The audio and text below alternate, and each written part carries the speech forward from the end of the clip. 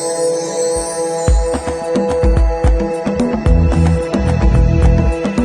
everyone, we are right now in Amsterdam at Cisco Live. It is a Keynote day. My name is Matyas Prokop and I'm sitting here with Nick Diesel. We're from the multi-cloud team, working on anything around the data centers and cloud.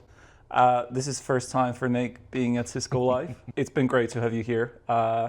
So let's dive into the keynote. The whole keynote was geared around sort of agentic AI and how Cisco is approaching sort of AI going forward, and they want to be the sort of infrastructure partner of choice going forward, and they refer to their infrastructure as critical. And there's quite a large chat around sort of clients are currently scaling up and scaling out within their data centers, but they're talking now about scaling across, so merging 1 and 2 and 3 data centers in terms of disaggregated infrastructure, and it's quite a big play. And how that's going to be done is, obviously some of the new technologies coming out from Cisco.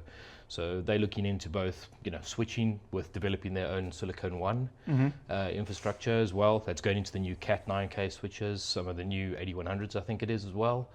So yeah, it's the Silicon One G300 chip, which is quite groundbreaking for them. So yeah, Cisco developing their own silicon. I think I saw G2 bringing it on the stage, right, and showing it to everyone. It's amazing.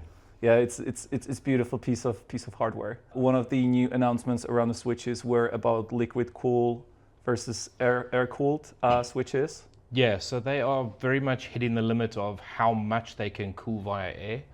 So both server and switching infrastructure, because of the amount of throughput going through them, the immense heat created by some of the product in the inside is requiring liquid cooling now. So for some of the servers, they're looking at direct die liquid cooling. And then obviously for some of the switches as well. Some of the ones they were talking about today were 1.2 terabit in terms of its throughput. So yeah, it's kind of insane, isn't it?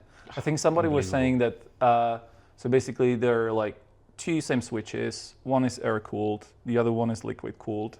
And I think the liquid cooled can basically have the same performance on a 25% of the power consumption than the air cooled, which is like, Correct. So once you go liquid cooled, you can drop the power usage on that particular switch, and obviously that's immensely critical for data centers that are hitting their power limit. So if you have a certain amount of power available to you and you have the ability to go liquid cooled, you can drastically reduce the power bill, the power load on that particular switch infrastructure, allowing you to fit more into the data center.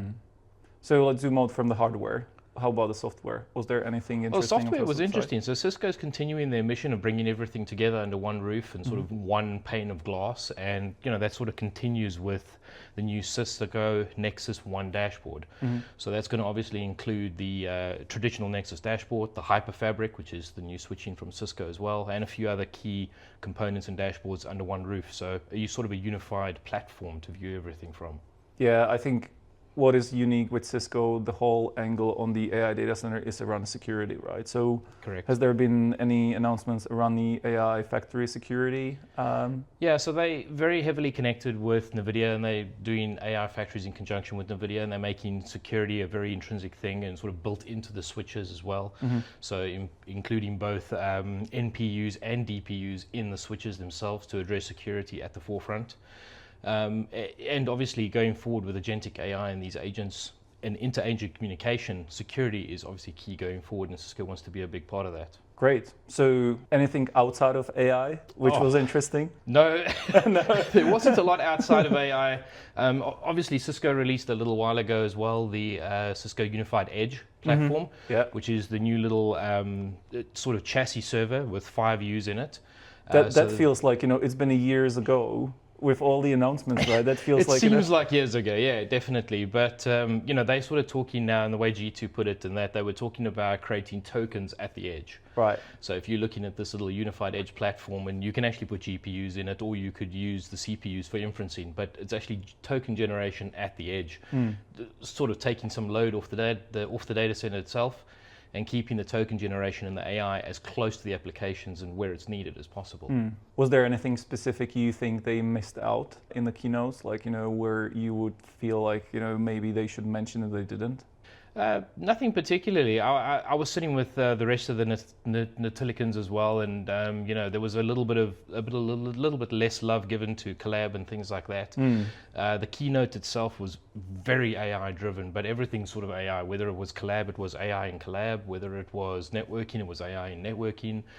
AI security. So everything sort of geared towards AI, and it sort of felt very rounded around the data center more than anything else. But it's quite clear and evident from walking around the show and things like that, that AI or agentic AI is definitely the hot topic around Cisco Live. I mean, it's exciting to be in data center these days, right? Like, Extremely. You still remember, I would say 3 years ago, 4 years ago, we were discussing in a team why nothing around the data center has been mentioned in the keynotes. Yeah. So 3-4 years ago, it was everything around the collaboration and security.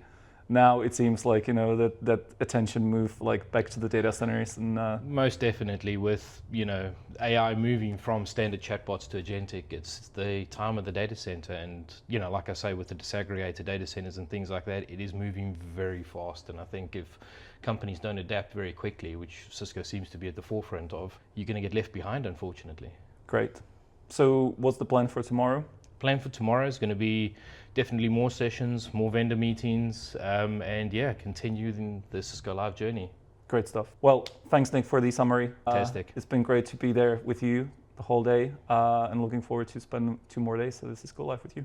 It's going to be amazing. Thank you. Thank you very much.